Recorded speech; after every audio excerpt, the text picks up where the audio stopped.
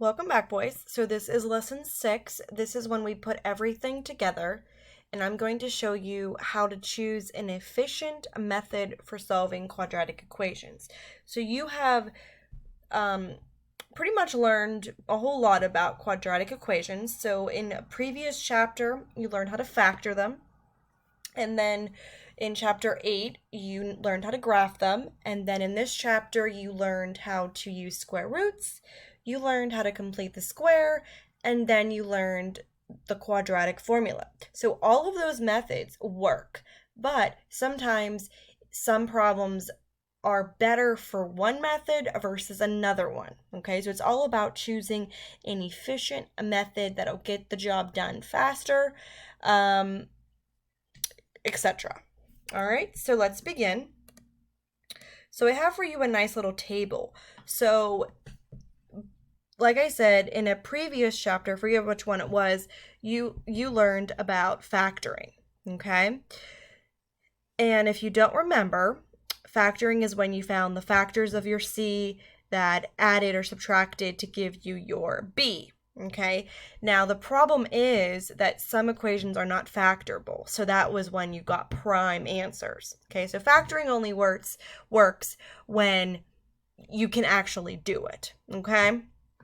Now, graphing is, yes, you can easily see the number of solutions, and, well, we don't use a calculator, so you can forget that. But the problem is it may not give you exact solutions. So what if you had a graph that was not a whole number, that you had an x-intercept that wasn't a whole number? That's the problem, okay? So unless you have a graphing calculator, you wouldn't know that. Using square roots is only when your equations are x squared equals a number, and disadvantages, it only works for certain ones. Completing the square is by far the worst one ever, and it's only used whenever your A is 1 and B is even, okay? And yes, it does involve difficult calculations, and it's just overall the worst one ever, okay? The quadratic formula is the best one, okay? It can be used for any quadratic equation. It gives you exact solutions, but it does take, a few minutes to do it, but the best advantage is that it gets you the answer every single time. So by far, I would say your best one would obviously be this one, okay? Now, this one works sometimes, again, sometimes, and sometimes, but by far, this one I would say is your best, okay? So, no matter what method you choose, you should get the same answer, okay? Some methods might take you a long route, while other methods could be shorter / easier. All right, so let's look at this one. So this one, I'm actually going to show you 3 ways to do it, just to show you the 3 different ways. Now, on your homework, you certainly only need to pick one, okay? So the first way I'm going to show you is the factoring way. So, if you don't remember, we had to move this to be standard form, okay? Then I found factors of 9 that equaled 10, so -9 and -1, and then I set these equal to each other, or not equal to each other, equal to 0, and then I simply solved. So x equals 9, and x equals 1. So if this was a problem on your homework, I would do it by factoring. That took me 2 seconds. Okay, but I'm going to show you another way. The other way is we're going to complete the square.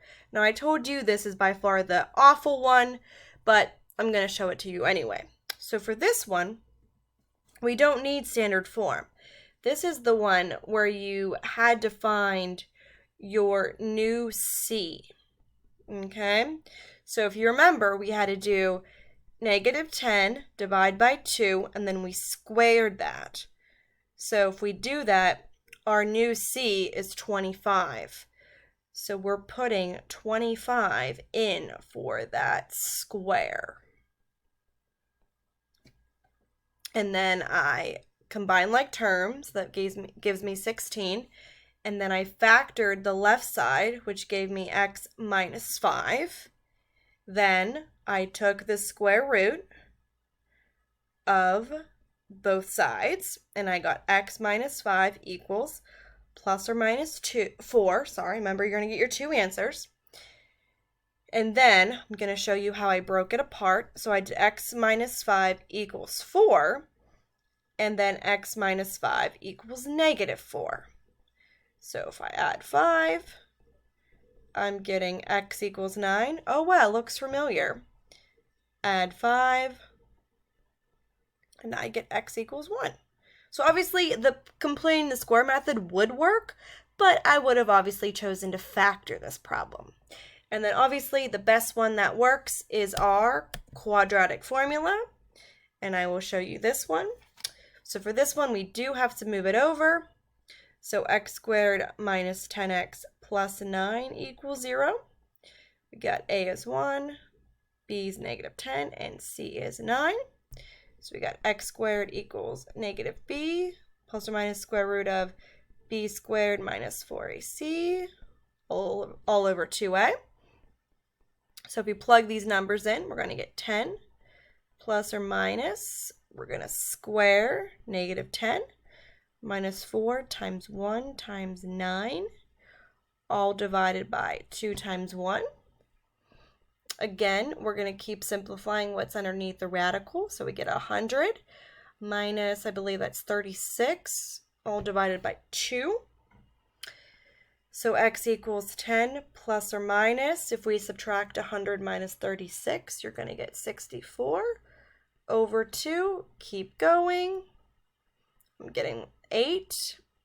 Now I get my two answers. So I'm getting 10 plus 8 divided by 2.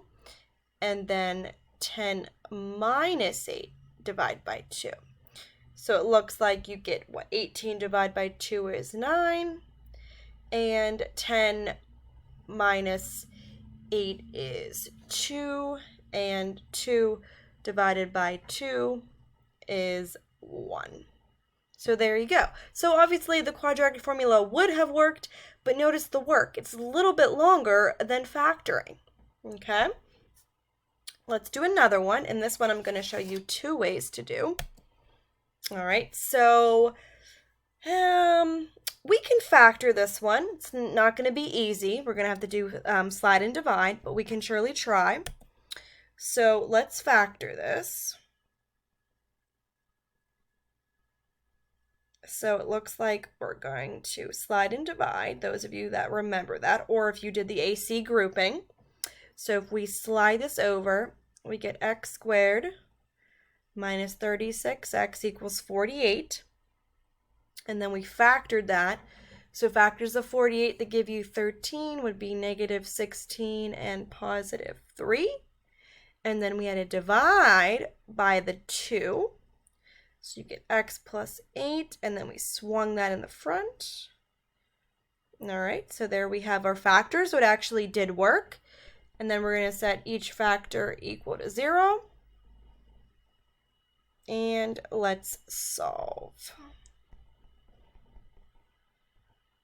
So it looks like x equals negative 8 minus 3. And yes, we're going to get a fraction, which is totally fine. So it looks like x equals negative 2/3. Now, if you forgot how to factor using slide and divide, then do not factor.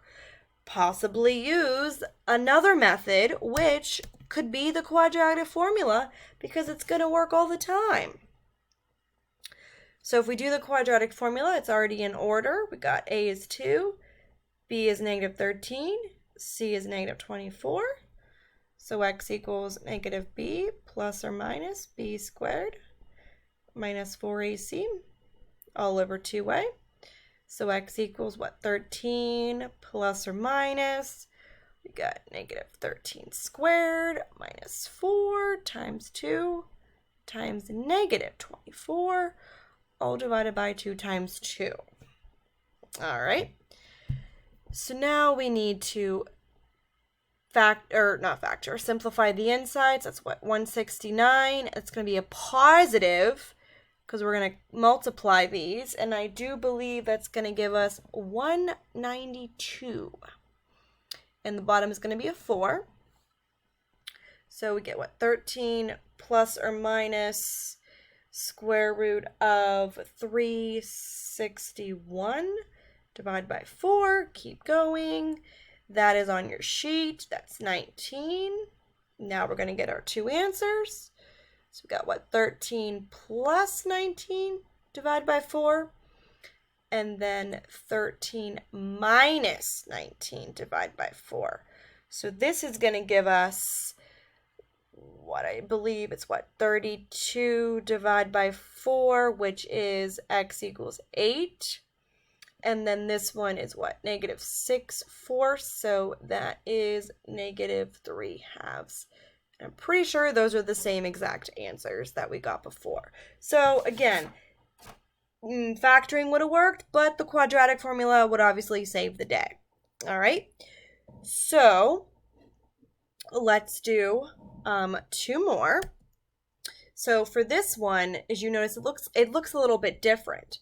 So I would say maybe using square roots. So if we do square roots, it's already in the correct form. So all we have to do is just take the square root of both sides. So x minus 2 equals plus or minus 8. You get your two answers of, you use the positive 8 and then use the negative 8. Add 2, looks like x equals 10. This one, add 2 again, looks like x equals negative 6.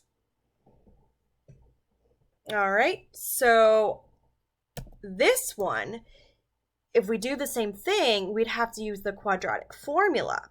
So the problem with this is you would have to FOIL first. Okay, so that's the problem. So we would actually have to FOIL this. So if we do that, we would get x squared minus 2x plus 4 equals 64. Move that over, combine, and we would get what, x squared minus 4x minus 60 equals 0.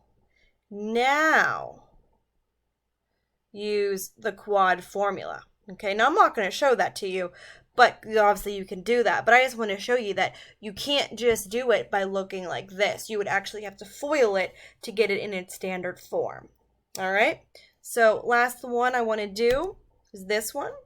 And I think the best method for this is going to be using square roots. So this one's easy. So if we look at this, all we're going to do is we're going to add 5. We need to get x squared by itself, so obviously divide by 9. Looks like x squared equals 1. You're going to get your two answers by doing the square root, so x equals plus or minus 1. Wow, took us 2 seconds. And then obviously I'm going to show you another method to do this, which obviously would be the quadratic formula. So for this one, actually would have to move the 4 over. So if we do that, we would get negative 9. Okay, so now if we do that, we're going to get a equals 9. There is no b, and c is negative 9. Okay, so this is going to make our life a little bit easier. So your b is 0 plus or minus b squared minus 4 times 9 times negative 9, all divided by 2 times 9. So x equals, well, the 0 goes away. You still have plus or minus. Then we have 0 plus, what is that? I think it's 324 divided by 18. So x equals, obviously, the plus or minus square root of 324 over 18, which is plus or minus 18 over 18, which is plus or minus 1. Now, obviously, there actually was another way to do this, of factoring, but nevertheless, choose the best method that gets you the right answer. Sometimes it's the quad formula, other times it's another method. All right, your assignment is a worksheet. See you next time.